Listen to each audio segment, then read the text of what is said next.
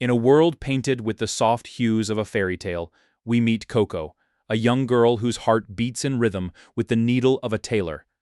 Coco lives a simple life, washing clothes in magical forest springs that cleanse themselves as soon as the work is done. But Coco is an unwitch, an ordinary human forbidden from knowing how magic truly works, as the world believes magic is a divine birthright reserved for a chosen few. Her only connection to this mysterious world is a cherished memory, a masked witch at a castle festival who once sold her a picture book and a toy wand. Everything changes when a silver-haired man named Qifrey enters her mother's shop. When a flying Pegasus carriage is damaged by local boys, Qifrey offers to fix it. But he enforces the absolute law of the pointed hats. No non-witch may watch a spell being cast. Driven by a curiosity she cannot suppress, Coco peeks through a crack in the wall and witnesses a truth that shatters the foundation of her reality. Magic is not a birthright, it is a craft drawn with ink and pen. Witches are not magical beings by blood, they are artists who draw intricate casting seals, consisting of a central sigil, surrounding signs, and a perfect outer ring that activates the spell. That night, Coco takes out her childhood book and the pen she thought was a toy. By a stroke of tragic fate, a single drop of ink completes a circle she is tracing, and her house is instantly consumed by a mountain of icy crystals, freezing her mother into a silent, crystalline statue. Qifrey arrives just in time to save Coco, but he delivers a devastating truth. She has cast forbidden magic, a spell that directly alters the human body and cannot be easily undone. Normally, Coco's memories would be erased to protect the secret of magic, but Qifrey sees an opportunity. He is obsessed with finding the Brimmed Cap Witches, a rogue group that uses forbidden magic, and he believes the masked witch from Coco's childhood is the key. He takes Coco as his apprentice, promising that if she learns the craft, she might find a way to save her mother.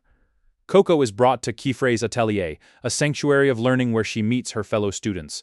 There is Tetia, a burst of energy who loves being thanked and uses magic to create soft, fluffy clouds.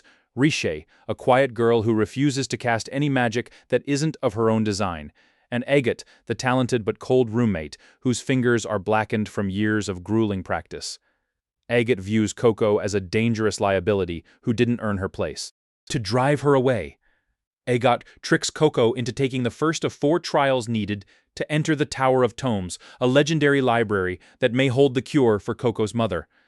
In the Da Range Mountains, a place of floating islands and high altitudes, Coco faces the consent of the crown trial. Armed with only a guiding orb and Agott's flying shoes, Coco finds herself stranded when her shoes get wet and the ink seals wash away. In her moment of deepest despair, Coco remembers the one magic she truly knows, tailoring.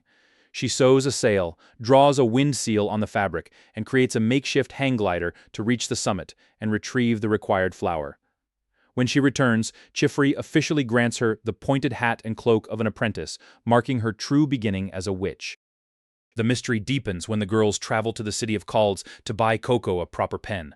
There, they learn about silverwood ink, boiled from magical trees, but the peace is shattered when Coco spots the masked witch from her childhood. Chasing her into an alley, the girls are teleported into a smooth white stone labyrinth guarded by a massive ancient dragon. In the maze, Coco refuses to see magic as a weapon of destruction. Instead, she proposes a radical idea. They will use Tetia's cloud magic to make a bed so cozy the dragon will have no choice but to fall asleep. Agott and Richeh use destructive spells to turn the stone walls into dust. Tetia packs it into a cloud, and Agott adds a repetition spell to keep it soft. The plan works perfectly, lulling the beast into a deep slumber. Qifrey eventually breaks into the labyrinth and rescues them in a spectacular display of liquid magic, summoning a giant dragon of his own to defeat the beast. However, the aftermath reveals a darker side to their teacher. When the local shopkeeper discovers forbidden magic was used to trap the children, Qifrey stares him down with a murderous intensity, forcing him into silence and keeping the incident a secret from the authorities. There as Coco wakes up safe in her teacher's arms. She has no idea that she is now a pawn in a much larger, more dangerous game between the pointed hats and the shadows of the brimmed caps. Following the harrowing encounter in the labyrinth, a fragile peace returns to the atelier, but the air is thick with unspoken secrets. While Coco struggles to master the basic signs and sigils, a new figure enters their lives, Olruggio, the watchful eye of the workshop. As an overseer for the Pointed Hat Witches, his duty is to report any deviance or use of forbidden magic to the Knights Morales, the magic police. Initially, Olruggio is cold and suspicious, even threatening to take Coco away for memory erasure because of her connection to the Brimmed Caps. There, however, he is eventually moved by Coco's pure and unadulterated love for the craft, a passion that reminds him of why he became a witch in the first place.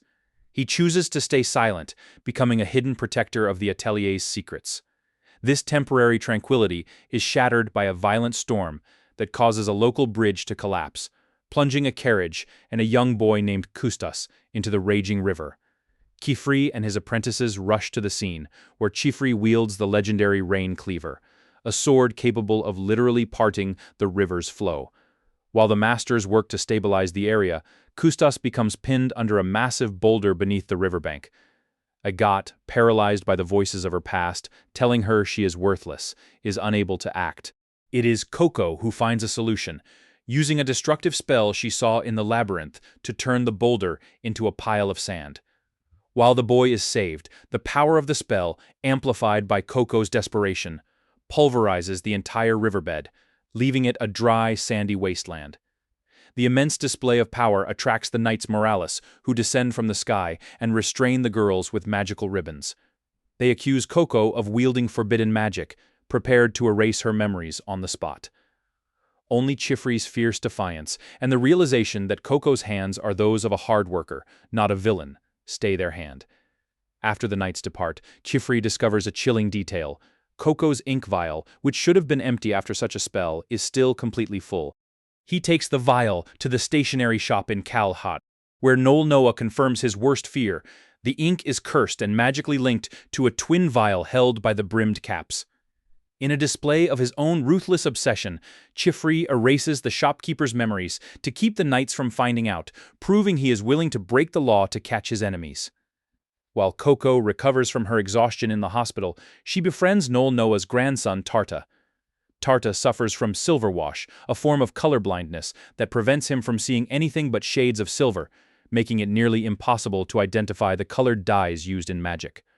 When Coco's fever worsens, Tarta feels helpless in the face of unlabeled medicine bottles. Refusing to give up, Coco suggests an inverted spell, turning the medicinal powders back into their original plant forms, so Tarta can identify them by shape. This breakthrough gives Tarta the confidence he lacked, and he promises to one day carve a special pen just for Coco, a symbol of their shared resilience. As the apprentices prepare for the next trial, we delve into the world of Richeh, who hides away in a secret grassy hideout inside a magical vase. We learn that her rebellion against standard magic is a trauma response to a previous master who treated her like a tool, suppressing her creativity. Coco helps her see that observing others' magic isn't about copying, but about finding inspiration for one's own soul. This growth leads the group to the second trial, the Sincerity of the Shield. Held in the historic Serpent Back Cave, the apprentices must escort penguin-like creatures called merfins to their breeding grounds. They are joined by Uini, a shy boy who is constantly belittled by his cruel master, Qufrey. The cave itself is a place of ancient tragedy, once home to the golden nation of Romanon.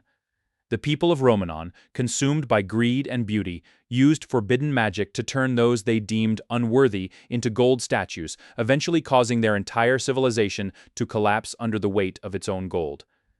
During the trial, the peace is shattered when the embodiment of forbidden magic, a sentient, empty floating cloak, ambushes the group. The villain targets the vulnerable Uini, and in a horrifying turn of events, draws a forbidden seal directly onto the boy's skin. The apprentices watch in terror as their friend is transformed into a mindless, monstrous werewolf, a creature of forbidden origins. As the cave begins to crumble from the chaos, Qifrey is knocked unconscious and falls into a deep abyss along with Coco and Tetia. When he finally wakes up, bloodied and battered, he finds them trapped at the bottom of the pit, surrounded by the golden golems, the ancient, vengeful citizens of Romanon, still alive in their golden shells and filled with a centuries-old rage. With a student turned into a monster and a horde of golden zombies closing in, Qifrey stands as the final barrier between his students and the darkness. He unleashes a blinding light to hold back the tide of the undead, leaving the fate of the Pointed Hats hanging in the balance as the first chapter of their journey comes to a chilling end.